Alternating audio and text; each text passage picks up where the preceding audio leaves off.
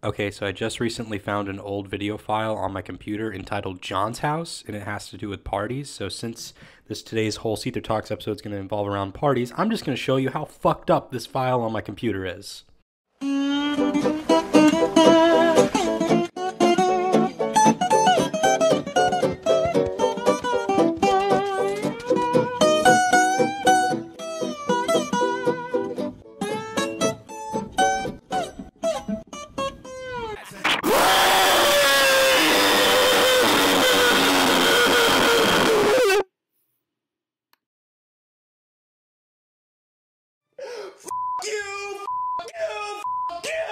Everybody! All of you!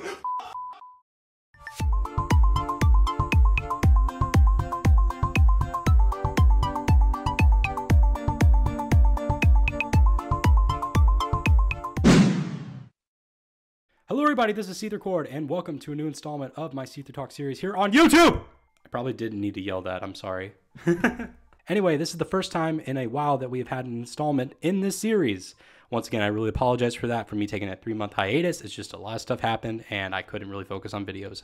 I'm sorry. Anyway, for today's Seether Talks episode was going to originally be me starting up a new series where it was kind of like a story time segment on my channel, but instead of like making an entirely new series, I'm just going to continue on with this in the Seether Talks series. And for today's story that I'm going to be discussing with you guys is the story of my very first ever furry party. And let's just say, it was not how I expected it to go at all. So let's take a bit to rewind back to winter of 2016. I had my fursuit for a couple months already at that point. I had to be really careful with where I took my fursuit out because within my town, doing stuff like that with fursuiting and wearing animal costumes isn't really accepted unless you're like a sports mascot for a high school or a college team. And just overall, I didn't really have that much opportunity to see that many people who were really interested in my fursuit. But I will say, thankfully though, I did end up encountering a couple people who are also furries and part of this whole kind of furry group that's kind of underground within my town.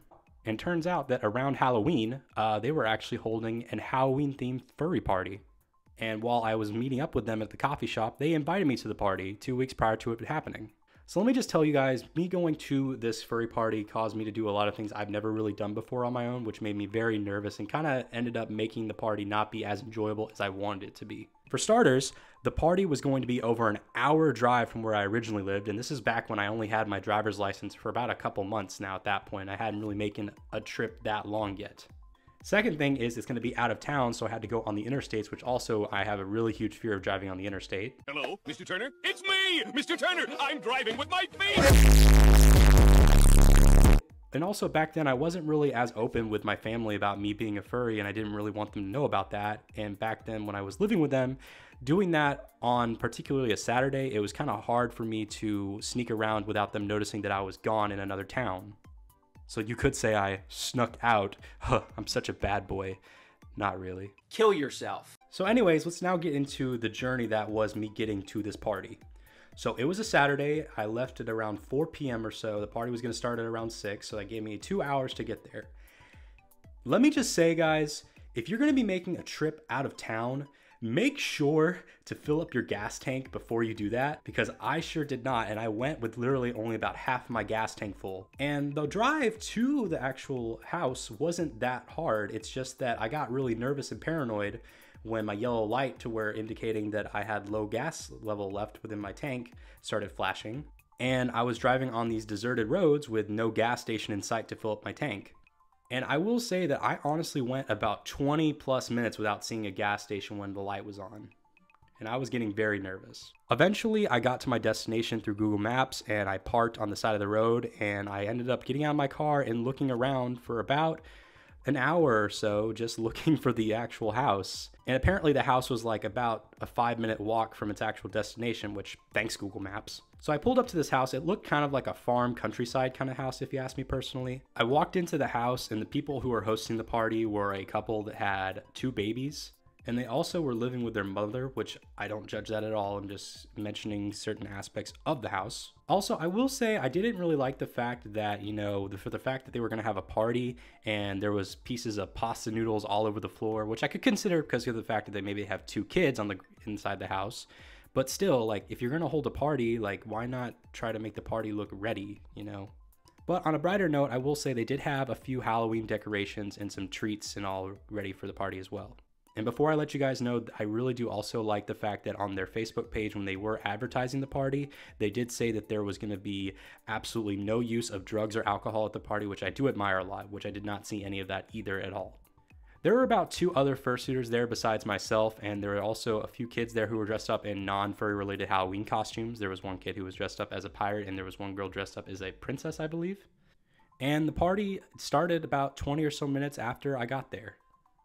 When the party started, all I did was just kind of sit by myself in my fursuit with my fursuit head off, and I was just watching everybody else talk because I felt like I didn't really fit in at all. I was getting kind of nervous, and I felt like some other fursuiters that were there had more higher quality full suits rather than just my one partial suit.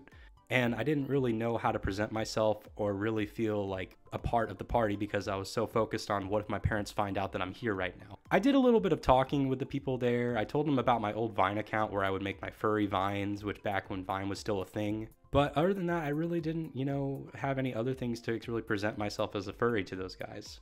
And then about 40 or so minutes into the party, I told them, hey, I gotta get home. I gotta go take care of some things. And I just kind of said goodbye politely. I had a cupcake and then I just drove home. I did honestly feel really bad on the way home. I felt like I kind of regretted making that decision, but still I didn't know how my parents were going to respond to me being there if they found out. And then it took me another hour to get home. It was around 7 or 8 p.m. and it was pretty dark, and I got all my stuff back up in my room and made it look as if like nothing even happened and I didn't even leave the place at all about 10 or so minutes before my parents got home. The next day I ended up going on Facebook and I saw pictures of what they were doing at the party, from them doing marshmallow bonfires outside in the backyard to playing some Nintendo 64 on the living room TV, which I did feel kind of bad for missing out on, but I felt like I kind of deserved that for letting my fears take the best of me. And that just pretty much wraps up the whole story. I've only really encountered that couple who hosted the party only about one other time at the same coffee shop a couple months later. And I know that overall it sounds as if I didn't really enjoy myself at all there. I did take kind of a positive outlook on this whole thing as a good learning experience. This whole party helped me realize that I shouldn't really let my fears get the best of me, as well as the fact that I don't have the best social skills and get kind of nervous when I'm in unfamiliar territory.